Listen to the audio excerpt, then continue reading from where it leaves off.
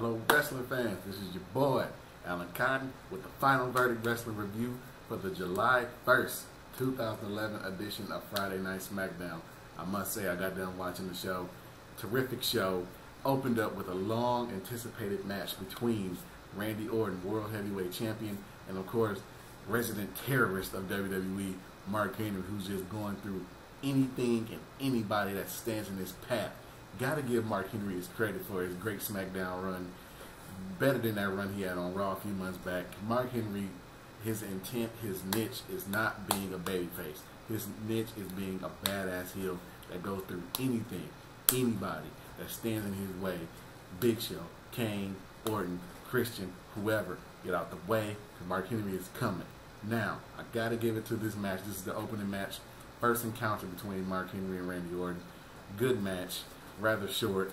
Of course, Mark Henry dominated, and of course, Mark Henry takes the defeat, but it's by count out.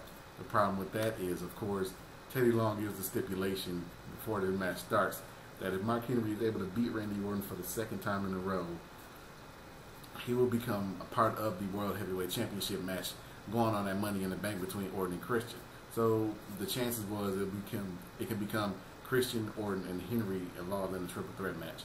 But of course, Mark Henry loses by countout when he hears the music of the Big Show playing. Totally distracts him. Orton gives him the RKO. He's done. 10 count. This is where the plot thickens, though. After the match, Mark Henry is so upset.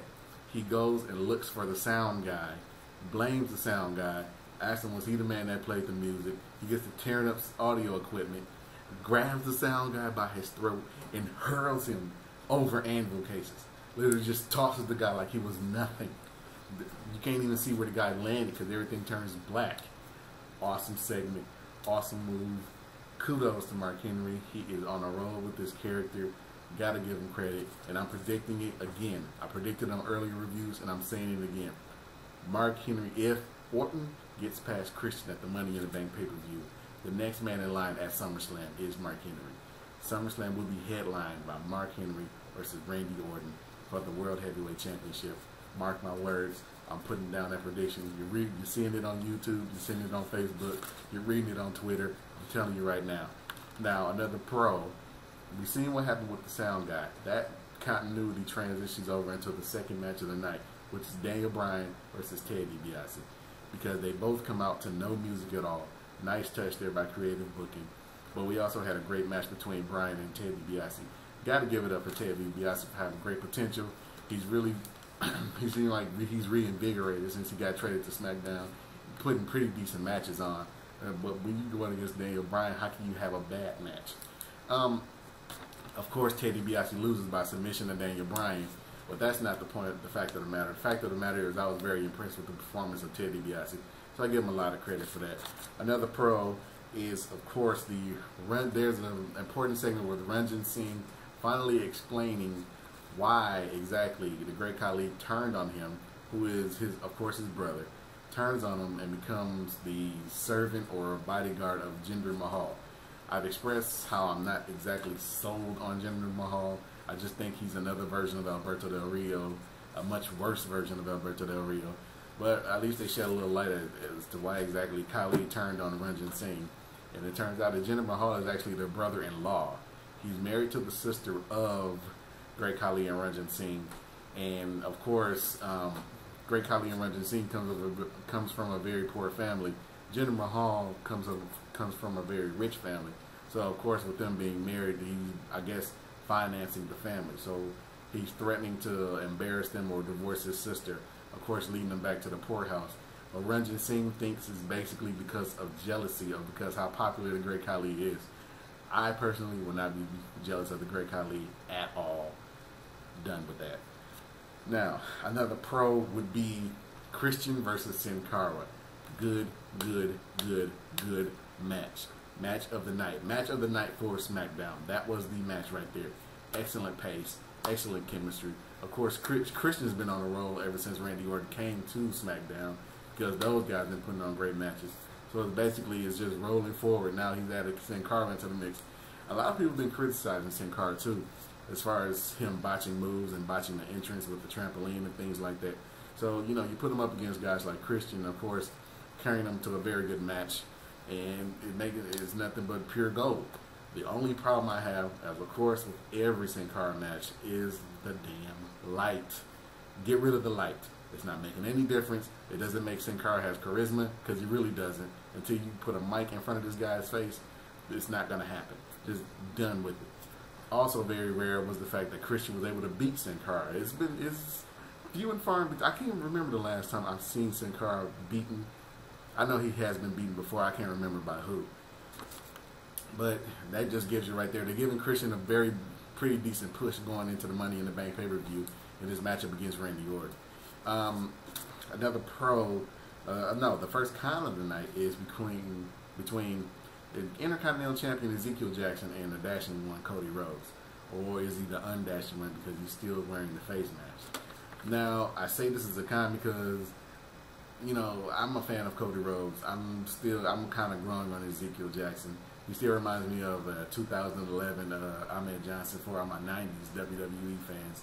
But, you know, there wasn't enough time given in this match for it to be anything. It's just the fact that Cody Rhodes beat the Intercontinental Champion. It wasn't for the title, but I can see where they're going with it. As far as Cody Rhodes may be lined up for a title match. But Cody Rhodes is also involved in the Money in the Bank match. And I want to say, my heart says he's going to win, but of course, you know, I won't be surprised if he don't.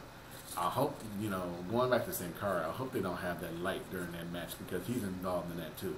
That's beside the point. First con of the night is a relatively short match between Ezekiel Jackson and Cody Rhodes, which could have potentially been something if they would have given it enough time. But, you know, when you're always dealing with TV matches, it's always too much and never not enough. Kane versus Wade Barrett was a definite pro. Now, that match had a decent amount of time to build to something. And you also saw Wade Barrett. He's able to keep up with the big guys like Kane himself.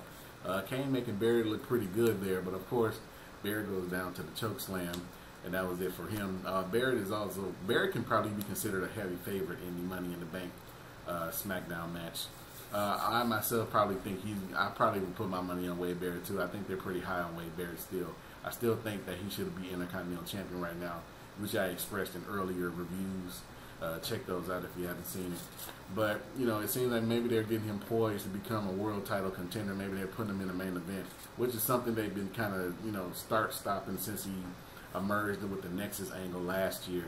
And now he's on SmackDown. It's like they're putting a start-stop to it. You know, they know what they want to do with Wade Barrett, but they're not sure how to get there.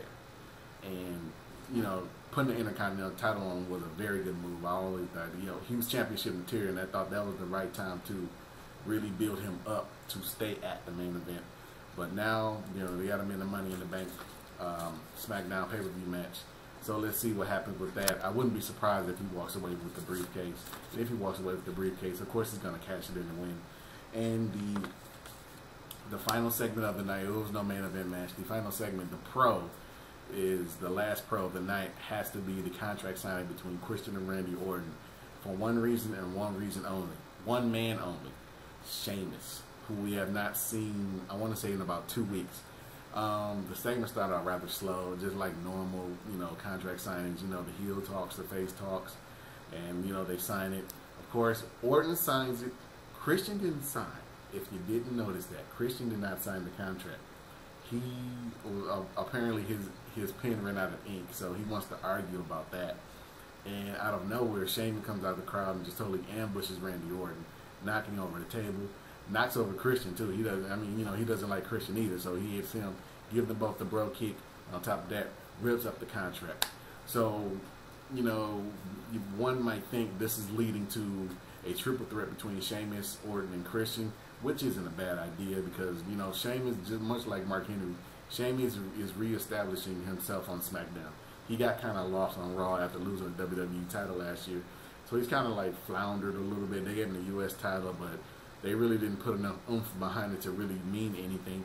And so now he's reestablishing himself on SmackDown. Now he's at the main event challenging for the world title. Right behind Christian is Sheamus. And so now this could probably lead, with him ripping up the contract, there's nothing legally binding saying that they have a match of Money in the Bank. So this, you know, Teddy Long could add him next week. or make him the #1 contender for the SmackDown after. I really don't know. You guys have to tune in to find out. But the final verdict for the July 1st, 2011 edition of Friday Night SmackDown. Have to give the show a 9. I would give it a 10, but it went on rather uneventful some segments of the show, and you compare it to, you know, Thursday last night, and of course Monday with that excellent promo by CM Punk. If you guys didn't see it, please find it on YouTube. I know it's on there by now. Look it up and just see what the man has said. So with that being said, I give Friday Night SmackDown a 9, but the show of the week, of course, is Monday Night Raw, due to the CM Punk segment. And with all that being said, this is the Final Verdict Wrestling Review. Keep tuning in for these reviews. Add Maniac Wrestle to your channel. Follow me on Twitter. Find me, Alan Cotton, on Facebook.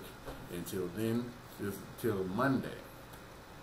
Sorry, this is Alan Cotton saying God bless. Y'all have a good weekend. Take care of yourself. Come back on Monday and check me out, man. See you then.